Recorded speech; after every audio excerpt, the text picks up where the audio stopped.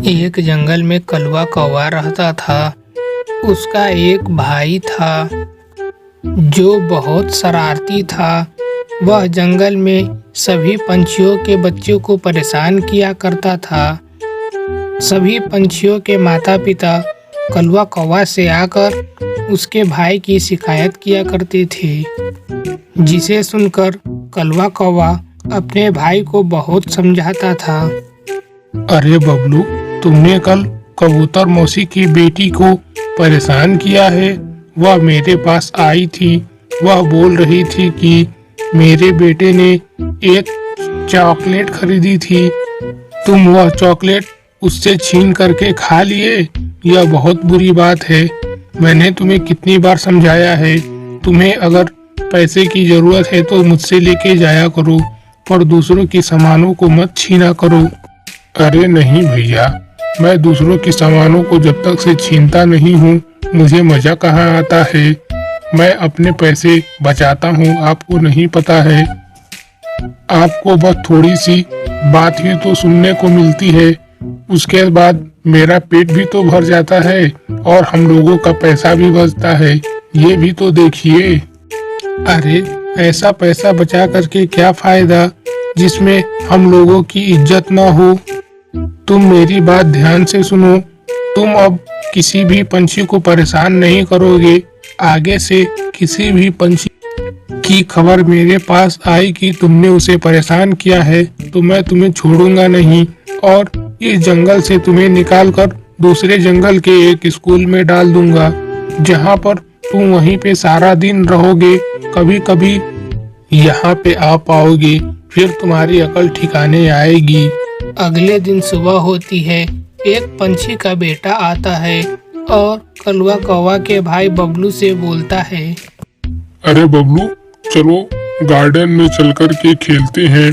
और भी बहुत सारे पंछी आए हुए हैं, बहुत मजा आएगा। मेरे पास एक फुटबॉल भी है, हम लोग उससे खेलेंगे। ठीक है, मैं चलूंगा तुम्हारे साथ, पर मेरी एक शर्त है।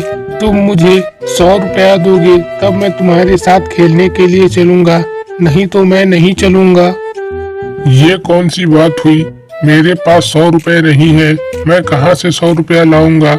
मैं तुम्हें अपना फुटबॉल भी दे रहा हूँ खेलने के लिए, ऊपर से तुम मुझसे ही पैसे मांग रहे हो। मेरे पास कोई पैसे वैसे नहीं है। तो फिर जाओ, मैं नहीं आ रहा खेलने के लिए। जिसके साथ खेलना है खेलो, मेरे पास आगे से मत आना। जब पैसे हो तभी मेरे पास आना। जब यह बात कलवा कौवा को पता चलती है कि उसका भाई बहुत ज्यादा लालची हो गया है, वह हर बार पैसे बचाता रहता है और दूसरों से पैसे लेने के चक्कर में ही पड़ा रहता है, तो उसे बहुत बुरा लगता है। वह कुछ सोचने लगता है कि किस तरह से अपने भाई को पैसे की लत से बाहर किया जाए। कुछ देर सोचने के बाद उसे उपाय आ जाता है। वह जाता है और अपने भाई से बोलता है, अरे भाई, मैं तुम्हें कुछ बताना चाहता हूँ। तुम लोगों से पैसे लेने में एक्सपर्ट हो, तुम कहीं पर भी एक्स्ट्रा पैसा कभी खर्च नहीं करते, तो मैं तुम्हारे साथ शर्त लगाता हूँ।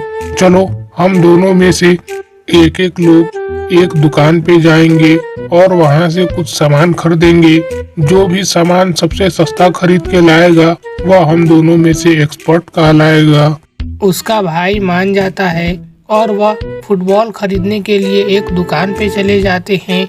सबसे पहले बबलू जाता है और दुकानदार से बहुत भाव तोल करने के बाद एक फुटबॉल खरीद लेता है जो बहुत कम पैसे में होता है। फिर कलवा कौवा जाता है, उसी दुकानदार से बोलता है, और भैया, क्या हाल है? आपकी तबीयत कैसी है? और आपके पिताजी की तबीयत ठीक हुई कि नहीं? सब ठीक है भैया। अब पिताजी की तबीयत पहले से बहुत अच्छी है। अब वह चल फिर भी सकते हैं, कुछ ही दिनों में उड़ने भी लगेंगे। बताइए भैया, यहाँ कैसे आना हुआ? भैया, मुझे एक फुटबॉल खरीदनी है, पर मेरे पास पैसे नहीं है। क्या तुम मुझे फुटबॉल दे सकते हो? अरे बिल्कुल भैया, क्यों नहीं दे सकते हैं। पैसे मत दीजिए, आप यह फुटबॉल लेके जाइए, जो भी आपको पसंद हो वो फुटबॉल ले लीजिए, कोई परेशानी नहीं है। इस तरह कलवा कौवा फ्री में ही फुटबॉल लेके आ जाता है और अपने भाई को समझाता है कि दुनिया में पैसा ही सब कुछ नहीं होता, प्यार नाम की भी एक चीज होती है। प्यार से बात करने पर लोग कुछ भी कर सकते हैं। यह सुन करके कलवा कौवा का भाई सारी बातें समझ जाता है और धीरे धीरे पैसों से दूरी बनाने लगता है।